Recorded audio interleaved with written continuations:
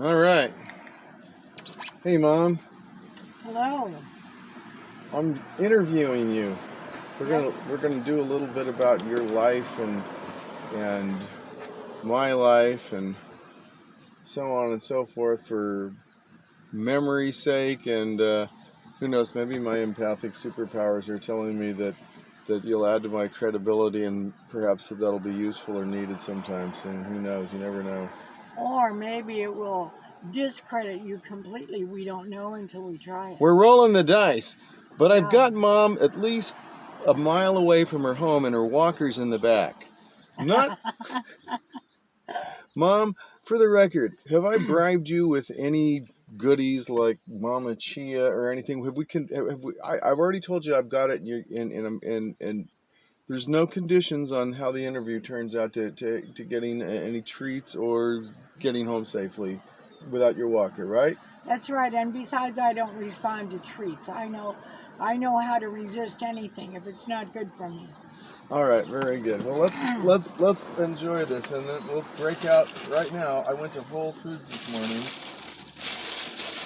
If I can avoid turning this vehicle into a tornado, as I have been told, that I'm going to give you first choice, and then we're going to talk about some of these great experiences that might be a little unique. So we've got blackberry hibiscus and raspberry passion. Which one do you want? I don't want to be more passionate than I already am, so please give me the one over there, because There you go. hibiscus is supposed to help you lose weight, and I have to lose some. All right. Okay, that's good. Thank you. So this will probably be on my Dodger Dave channel, Okay. and I don't know where else we can. We'll just see. But one of the things in a lot of the videos that I've done, or one of the noted things with some of the audience that I speak to, a lot of people who have left the church have kind of reframed their thoughts about whether or not they actually had experiences that they could call spiritual, which I sometimes call magic world or paranormal or something. And with me, I don't deny that I've had a lot of spiritual experiences. In fact, I feel like I've been guided by spiritual, what in the church we called by the Spirit, before, during, and after I was a believing member of the church. And we had some real spiritual experiences before and having to do with joining the church and since then, right? Yes. So, my first spiritual experience was when, that you recall me mentioning? I think the first one that I recall was when you were about 6 years old, and you told me we had a room we called our study or our library, and that room had sliding doors on it, and so you announced to me that you did not wish to be disturbed, that you were going to listen to your choir. And so you had found the Mormon Tabernacle Choir. And so every Sunday morning you would announce to me that you did not wish to be disturbed, and you would shut the doors to that library and turn on your choir. Now that's the first time that I recall you having some connection with something that might be called spiritual. Okay.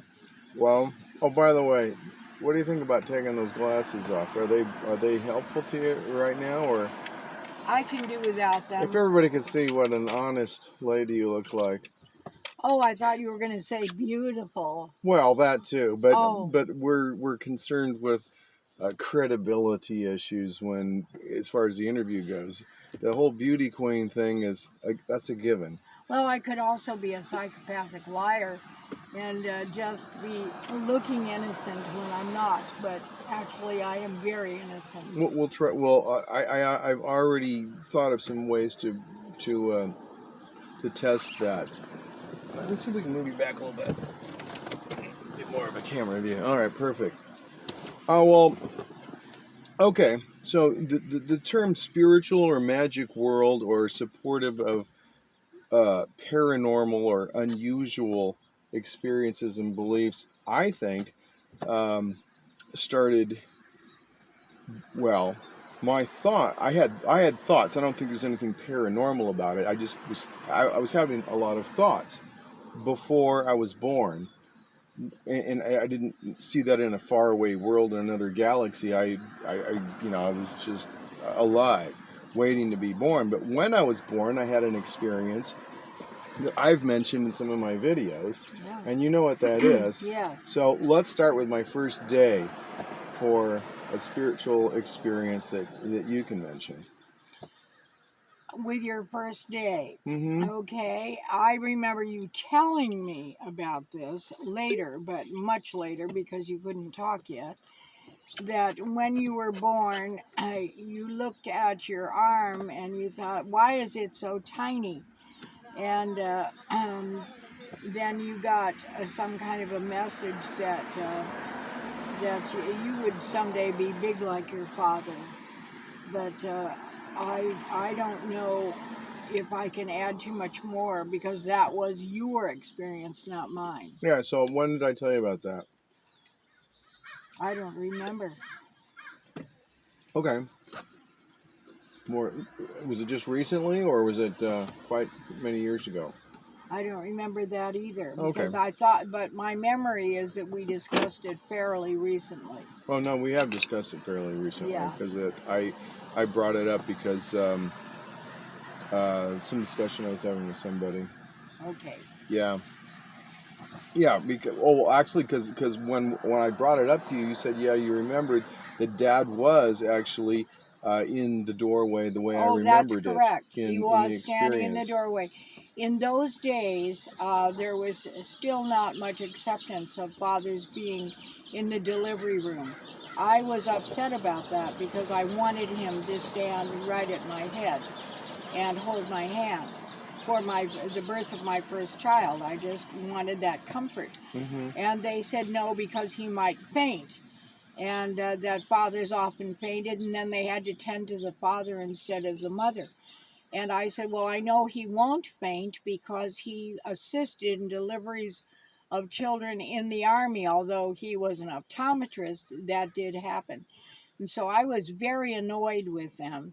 And they also said something about the sterile environment. And I said, well, there was a janitor coming out of the delivery room just as I was wheeled in, so I couldn't understand them using that for a reason for your father not to be in there. Okay. So, at any rate, my recollection of the experience has qualities that went along with later things we associated with the LDS Church, a pre-mortal existence or something, because Mm-hmm. I asked myself, I asked the question, how did I get so small? I was looking at I believe it was my right arm on the delivery table. I asked, how did I get so small? So that implies that I had a frame of reference of something previous. And then I was shown my dad, and I knew he was my dad, and I knew what a dad was. So if I came out as a blank slate, I wouldn't have had that frame of reference. Correct. Right? And then I was told telepathically somehow, I can't say I heard a voice or heard English or understood English or anything, but the knowledge was conveyed to me that he was my dad, I knew what a dad was, and that in process of time I would get big like him. Mm-hmm. That's what was conveyed to me. So that was my first day, and I used to remember more vividly memories that I had of waiting to be born, thinking thoughts. I don't know what those thoughts were, and some of that's been skewed by various things, including electronic shock. I think. Okay. Because those were clearer to me. And I remember telling my friend Brian Montgomery, whose father was a preacher, Yes. about that when we were like 11 years old, and he mocked me. He said, "You can't possibly remember that." And I remember these arguments, and I said, "Well, I do remember it. You don't have to believe me, but I remember that. It was very real to me. It was real to me. I do remember that." So, yeah. So one of the things I wanted to do on this was talk about various, experiences that you have had, and that I've had, or that that I've had, or my brothers have had, etc. Probably for the benefit of people that haven't had the types of experiences that we have had, because like I said, when a lot of people leave the church, they go into what I call the science religion. And most people, because our history is filtered, they don't realize that most of those great scientists were also sorcerers. People like Leonardo da Vinci and Sir Isaac Newton and so forth. They were practitioners of the occult. Newton wrote a great deal of spiritual stuff. I think he was also as Emanuel Swedenborg's noted for that as well. But they filter out a lot of this stuff, and then they call the rest science. Yeah. Right? It's kind of like on that picking and choosing. Yeah. Ronald mentioned how they were picking and choosing with regard to, I think, some of the Buddhist culture, or something from the samurai culture, and he was telling me how he felt it was extremely racist because basically they had the similar attitude that we have in the Abrahamic religions. Like, everybody else is just goyim, and we can kill them, rape them, steal their stuff because our God's better than their God. It justifies it. Right, yeah. And so he was mentioning that with them, and he said, but amazingly, they've just filtered out a lot of the things that they don't want in the narrative. And so with what's called science, it's kind of like, you remember that we saw that video called Cataclysm from Outer Space? No, it was not outer space, just Cataclysm from Space. Cataclysm Donald from Space. J. What was his last name? Patton, correct. Right, he was a geologist. Yeah, well, he was more than that. He had degrees in 8 different sciences. Yes, he did. That was amazing to me that he did. But he put some interesting ideas together, and I thought it was quite fascinating. Right, and he wrote the book called The Biblical Flood and the Ice Epic. Whatever, Cataclysm from Space, 2344 BC or something like that. And so we watched that film at that time, and during that, I remember that they mentioned guys like Kant and Hegel and Swedenborg and so forth, and then I think that the presentation included saying that that some of these ideas that I think were things that Darwin built upon. They said they actually got from seances where they communed with men on Saturn. That's what they said. Yeah, but my point was that they said, so they threw that part out of the narrative and called the rest science. Which is what I'm saying, that these people, Da Vinci and Newton and others, they were men of great learning, and it included a great deal more than the portion that we're given, which is called science, because all we're given is the things that pertain to what we can experience with the 5 senses. Got it. Right. So that was my point. So I remember when we used to talk about when we joined the church, some of the experiences that you mentioned that kind of opened your mind to things of a paranormal or spiritual or magic worldview included, like when Roger got lost at Disneyland. Yeah. Do you want to? No, that wasn't Roger who got lost at Disneyland. It was Paul. No, it was Roger. Well, actually, they both got lost within they got lost like a week apart. When Roger remembered his little friend, at the JR whatever No, school. that was not at Disneyland, though. That was at the mall in Montclair. Okay, all right. So he said his little friend told him Yeah, now that was quite what a to story. do. That was. Why don't you relate that one? I will. Relate. All right. We were going to move from our home in Pomona, and I I wanted to re-drape the home because my brother and his family were moving in, and I hated the drapes. So I was going to make new drapes. Therefore, I wanted to go get the fabric at the mall, and I had a habit of taking one child with me when I went shopping or something, so we'd have a little alone time. And so that day was a day that I took Roger.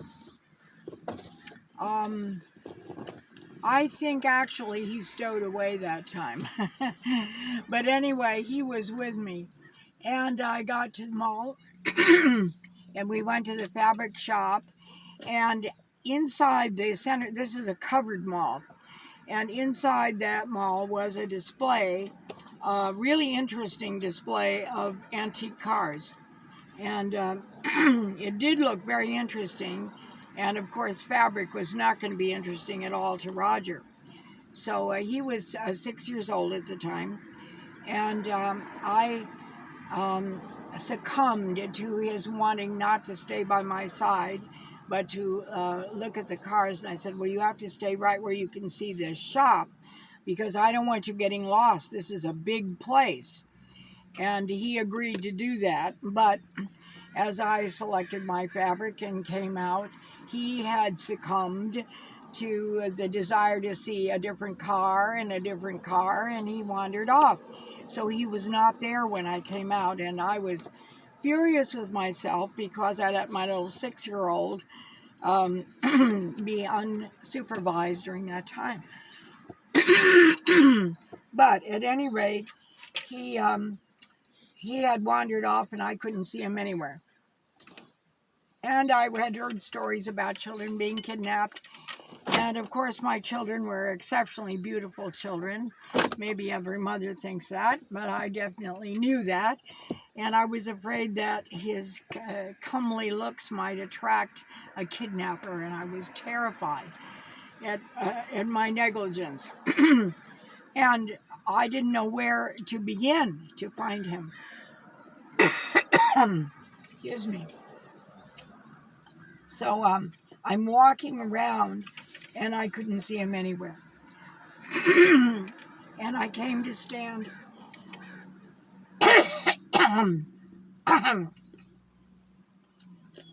I came to stand in front of really underneath, a very huge clock that was in the center of the walking mall so that everyone could see it. It was really huge and it was up high. And so I'm standing under there and wondering what in the world I can do. When all of a sudden, I see Roger walking toward me. And I almost screamed with relief. And I grabbed his hand, and he didn't talk. He looked straight ahead. And he didn't want to show emotion. His little jaw was quivering, and I didn't want to upset him further. So I just held his hand, and we walked to the car. And so we got there, and he told me his story. And it was a real revelation to me. He said that when he discovered that he was lost, he didn't know what to do either. But he thought, okay, I can find the car. And so he saw an exit, and he went and stood, and it was kind of an elevated one with a few steps, and he could look out over the parking lot, and there was one on either side of the mall, and he picked the wrong one because our side was not elevated. Anyway, he looks out, and what he saw was like a sea or an ocean of cars, and he knew he was not going to find me by walking among all those cars. And so he's standing there, and 3 ladies came up the stairs and asked him if he was lost and did he need help. And for some reason, he didn't say yes. But they went on because he said he was okay. And then he knew he wasn't okay. So he remembered a little boy at school had told him that if he was ever needed help, he could pray and he could get answers to whatever he needed. And so he thought, well, I better do that because I don't know what to do.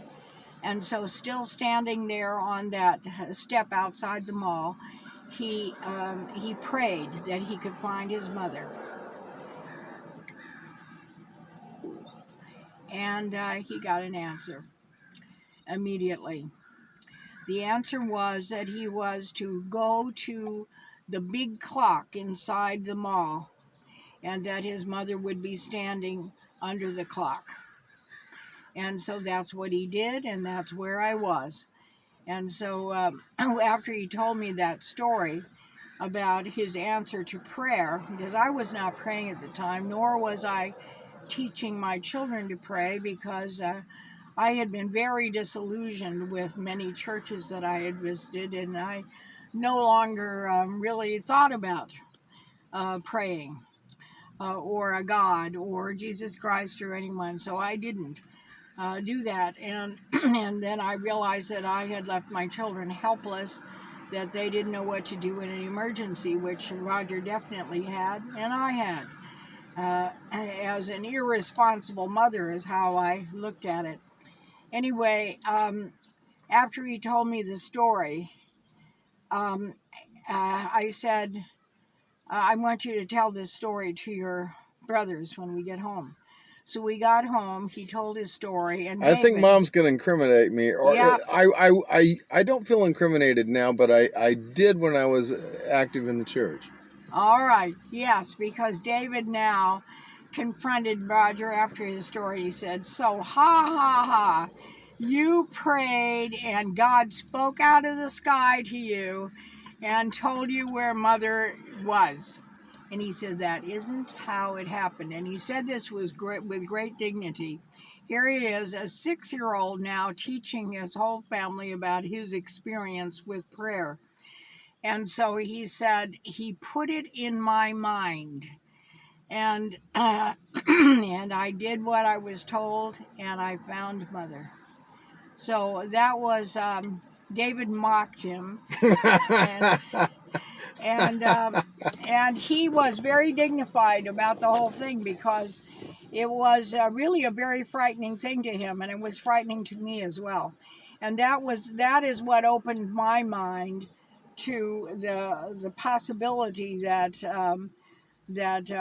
prayers could be answered, because nothing could be more important to me than the safety of my children. So that was a life-changing experience for me, as well as for him, and possibly for his brothers. All right. Thanks, Mom.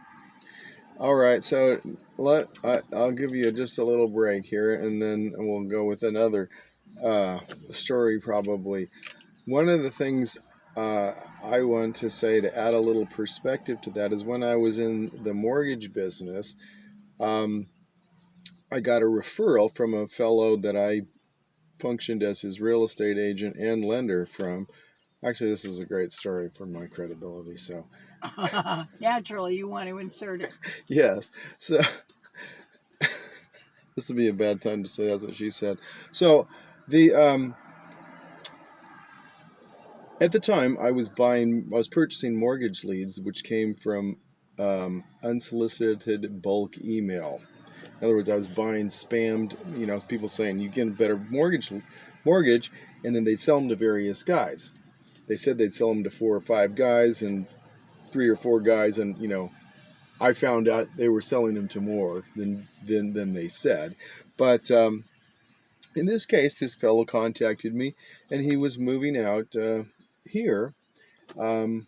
Here being San Diego, North County. Okay. And he was moving he was retiring from the Pentagon, actually. Oh. He was a colonel in the Marines, if I recall correctly. Really nice guy, actually. As prejudiced as I am against the military, I liked him. And And so I told him, well, I can do the loan and be your real estate agent, represent. There's commission out there that is going to be paid on listings, and so I'll get we'll get you a discount here. And when I said, okay, I'll do a point on the first and a half point on the second, and whatever the real estate commission is. And he's like, okay, but I don't know you from Adam. How about you got any referrals? And I thought, okay, well, I've got some referrals, and there was a gal that what used to be my client. She was in charge of administration and so forth for this particular whatever her job was. Which anyway, when I was in the cell phone business, she was the person in charge of their accounts, and I was an account rep. So I did business with her for the business that she was administering for, right? And so and I'd kind of tapered off of the lending when rates got bad, and that went in and out of my life until I went full time in it, right? So I had helped her inherit, basically. Her dad sold her his home, and they needed to keep the Howard Jarvis, what do they call it, 13, Proposition 13, yeah, protection on the to cap the property taxes and so forth. And she had credit issues, so I found a bank called Long Beach Bank, or Long Beach Mortgage. It changed its name. It was eventually purchased by Washington Mutual, which got bought by Chase, etc. But yeah, it was she had pretty rough credit and so forth, and I helped her to buy that house and to deal with all these things and to keep the property exemption. And so he gave her a call, and he said, all right, you walk on water. Let's do this. I'm finally getting around to this. Anyway, I mean, I got to surf on base because of this guy. I just dropped his name, to get into Pendleton and surf. Yeah, what they called Del Mar Beach there. Yeah, so it's a pretty fast and hollow wave that I surfed with a friend of mine who was also a member of the church, whom I also helped buy a house with, his wife, up in Oceanside. Yeah, he was in my elders quorum. A really nice guy named Darren. Anyway, Mark referred me to his mother-in-law, who had different religious views, and her name was Pearl. And I did a couple of loans. So rates dropped, and I refied her house again, and then they dropped again. But she moved. She gave everything to her church, and lived the law of consecration, basically, or something like that. Yeah, there are groups that do that. Yeah, and it was this one that they call at Swami's.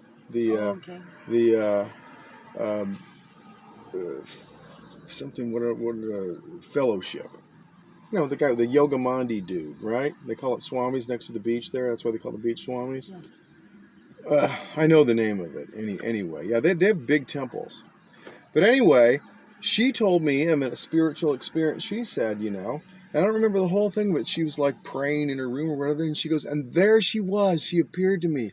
Isis, beautiful Isis, and she had this communication and this epiphany, but her frame of reference wasn't Jewish or Christian or one where. So everyone, when somebody dies, they go, oh, I saw it, and it was Jesus, and they say, well, did they say he was Jesus? No, but I just knew it. Well, in this case, it was Isis, and I don't know if she said, hi, yo, Pearl, I'm Isis, right? But that was her frame of reference. Okay. And so, Roger had been told by a Christian kid that it's Jesus. Her thing, I mean, it was definitely a female she saw. She's like, there she was, beautiful Isis. And I remember Pearl telling me this, and I'm thinking, how hath the devil deceived thee? Yeah. I was thinking, okay. I was like, what was this, did Lucifer appear as an angel of light in a feminine form to fake this woman out so she'd join the wrong church? because my frame of reference was there's one true church, and she's wrong and we're right. So anyway, yeah. Oddly enough, after coming back from Costa Rica, I was having a little picnic moment with my youngest son in the on a piece of grass in the parking lot at Trader Joe's, and I saw unmistakably in front of us, her name on the license plate. They couldn't say the whole name, but it was enough, maybe minus the consonants. And then she walked up there, and I said, "Hello, Pearl," and she looks at me like she didn't know who I was. And then I said, "Yeah, I remember I refied your house a couple of times." And she said, "Oh yeah." She lived by Lake San Marcos, but I don't know that I always remembered that because she said she was just so enamored by beautiful Isis appeared to her face to face in her, I believe it was in her home, in her bedroom or something. She was praying, or whatever kind of thing they do, meditating. I don't know. Yeah, and that was her thing. Okay, so I wanted to also, you could share some unique things about my childhood, and so I get people that are very favorable in their comments on my Dodger Dave, and then I have people that don't know me at all, that usually speak in generalities and say, "Oh, your lies about this and that," or whatnot, right? And I say, "Well, let's be specific and reference this," right? So, I've always been a pretty upfront guy, haven't I? Absolutely. Let's talk about how upfront I was at 2 years and 8 months old when we were bringing Paul, my brother, home from the hospital after he was born.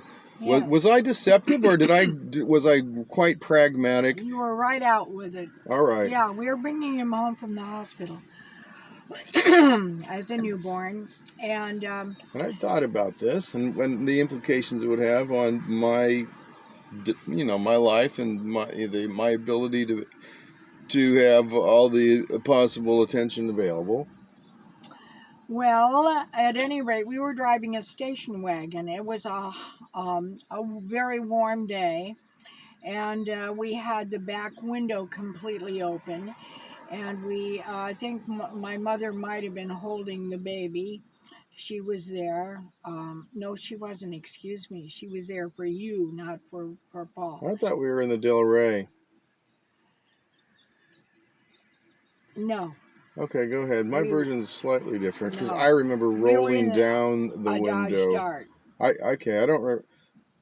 I remember when you got the Dodge Dart. Yeah, well, we had a station wagon, and the back window was open for air. And you had decided that you thought being the only pebble on the beach, the only child, was the way to go. And you didn't much like the idea of a competition or an intruder into this neat little three-person family. So you said, he said, "Mom, let's just throw this baby out on the freeway right now. We don't need him at our house." And I looked at your father, and he looked